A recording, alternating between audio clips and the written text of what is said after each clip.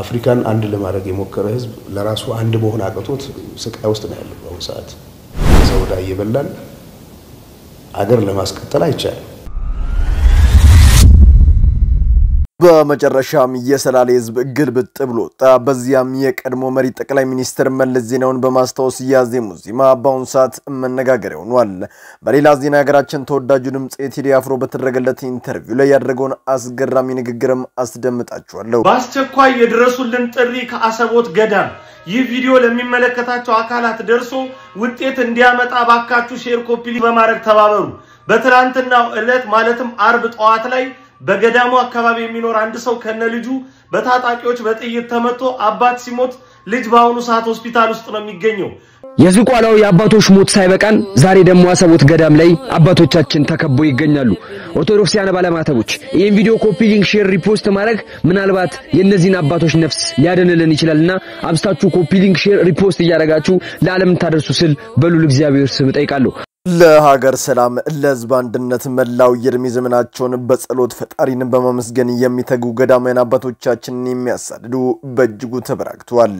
ለመሆኑ በአሰቦት ገዳም ምንድነው የተፈጠረው? ከክስተቱ በኋላስ በዱር የሚገኙ አናብስት ምን አደረጉ?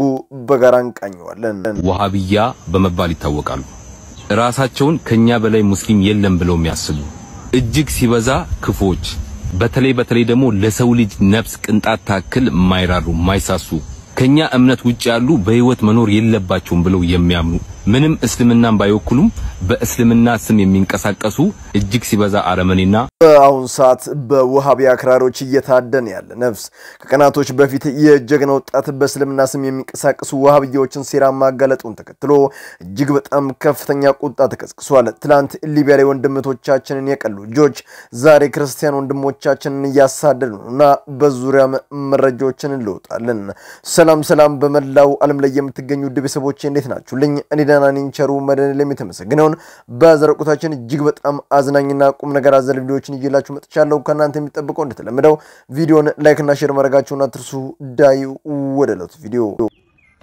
ስላይነ ብርሃን አባዬ አራኔ ሴት ነኝ ውይ የኔ ነገር ስላይነ ብርሃን ማዬ አራኔ ገና ልጅ ነኝ የኔ እናት ይቅርበኝ እሺ ስላይነ ብርሃን ሚጣዬ ውይ እኔ ጻል ልጅ አይደለሁም ውይ እና እሺ ምንድነሽ ወጣት ነኝ እሺ ስላይነ ብርሃን ማማዬ እግዚአብሔር ይስጥል ምን አልሽ እግዚአብሔር ይስጥልኝ አሜን ላንቺ ሚስትሽ ምንድን ነው የሚሰጠኝ ትልቁን አሻላ ትልቁን ቦቸራን ያለው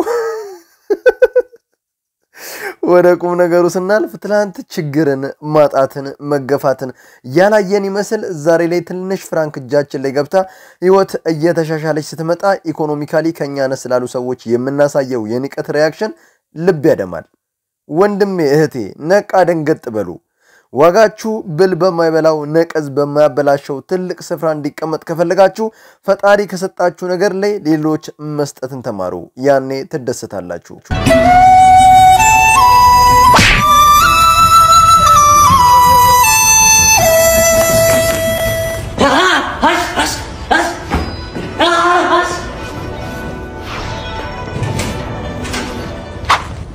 ኒሃው ሀሻ ችግር ካለ ጥሪ ምንም ጥቁር ቤልት ነው ያስቆጣ ይተነቸና ያግረው አታ ወይኔ ቻይና ጉድሽን አላየሽ ልጅ ተደፈረ እኔ ነካኝ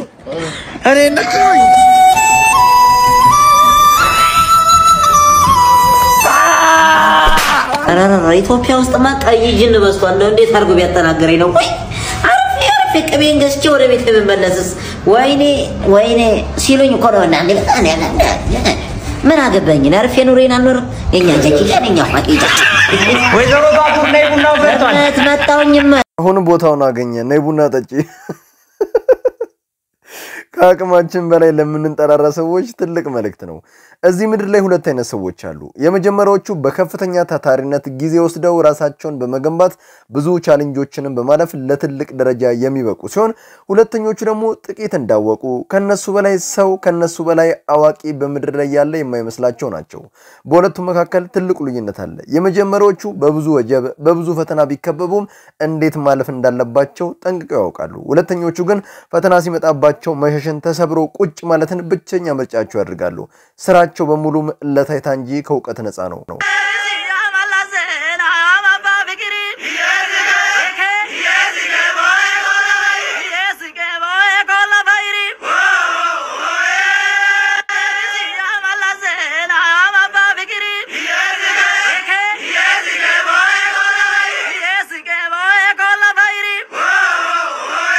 አፍሪካን አንድ ለማድረግ የሞከረ ህዝብ ለራሱ አንድ መሆን አቅቶት ስቃይ ውስጥ ነው ያለው በአሁኑ ሰዓት እና መጀመሪያ ሀገር ማዳን ነው ቅድሚያ የሚሰጠው ነገር ሁሉ ነገር ቅደም ተከተል አለው። የመጀመሪያው ምንድነው? ኢትዮጵያዊነትን ማዳን ያስፈልጋል። ኢትዮጵያዊነት ካልዳነ ማንም ይኖርበት ሀገር አይፈጠርም። እዚህ ቦታ ላይ ወጣቶች መንገድ የሚያሳያቸው ይፈልጋል። አፍሪካን አንድ ለማድረግ የሞከረ ህዝብ ለራሱ አንድ መሆን አቅቶት ስቃይ ውስጥ ነው ያለው በአሁኑ ሰዓት። መለስ ዜናዊ አንተ የፍቅር አባት እኛ ምስኪንዳዎች እያለቀስን ነውና እባከን ተነስልን ሲሉ በሰላላ አካባቢ የሚኖሩ ወጣቶች ዜማቸውን አዜሙ።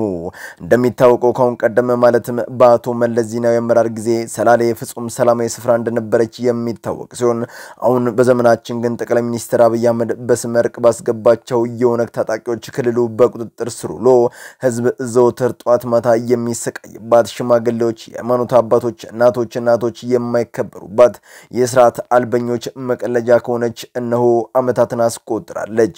በዚህም የሰላም ማጣት ሳቢያ አብዛኛው የሰላሌ ነዋሪ ቀዬውን ለቆ ወደ ሌሎች ከተማ የተሰደደ ሲሆን የቀሩት ደግሞ ከሞትንም እንሞት ብለው እንባ የተናነቃቸው ይህንን ዜማ ተጫውተውታል።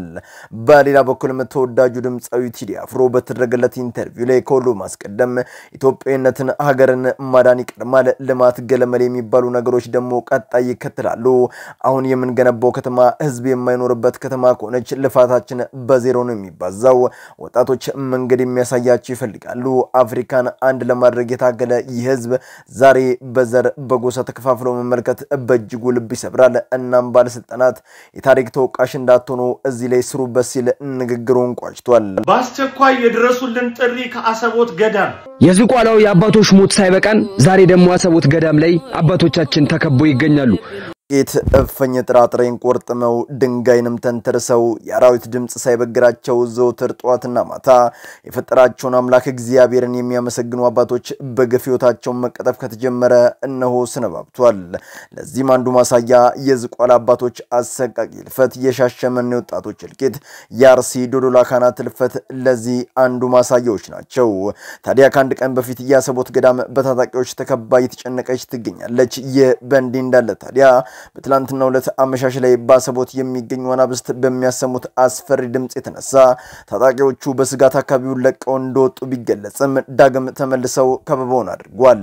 ስለሆነም ሁላችሁም ኦርቶዶክሳውያን በአሰቦት የሚገኙ ጀግና አባቶቻችን ነፍስ ለመታደግ ይህንን ቪዲዮ ላይክ ሼር ማድረግ ለሁሉም አድርሱት። ወሃቢያ በመባል ይታወቃሉ።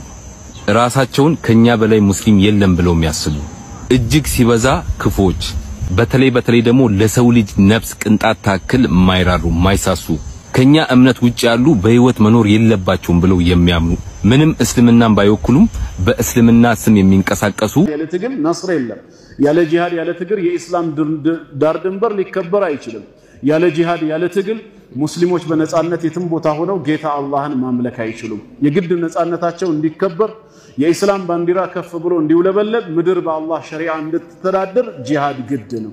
ወሃቢያ እምነት ቦኮ ሐራምን አይኤስን እና አልቃኢዳን እና አልሸባብን ዓለም አቀፍ አሸባሪ መፈልፈያ ስለሆነ የምንወዳትን ሀገር አሳልፈን አንሰጥም። የምንወደውን ህዝባችንን ለአክራሪ ለንጽፈኛ አንሰጥም። ትናንት ህይወታቸውን ለመቀየር የምስኪኗ እናት ልጆች ሀገራቸውን ለቀው በዱር በገደሉ መከራን አይተው ሊቢያ ቢደርሱም የገጠማቸው ነገር ግን በሁሉም ኢትዮጵያ ልብና አእምሮ ውስጥ ተሰንዶ ተቀምጧል። ሊቢያ ላይ ሰማዕት የሆኑ ወንድሞቻችን ባህር ዳርቻ አንገታቸውን በመሸለት በጭካኔ ቆርጠው የጣሉ የአይኤስ ዓለምን የሚበጠብጡት ቦኮ ሃራም፣ አልቃይዳን እኚህ ሁሉ የወሃቢያ ክንፎች ናቸው። ወሃቢያ ለሀገር ስጋት ለክርስቲያኖች መጥፋት አበክሮ የሚሰራ ድርጅት ነው። ለዛም ነው እውነት ተናጋሪ ወንድማችንን ለማጥፋት ካራቸውን ስሎ የተነሱት።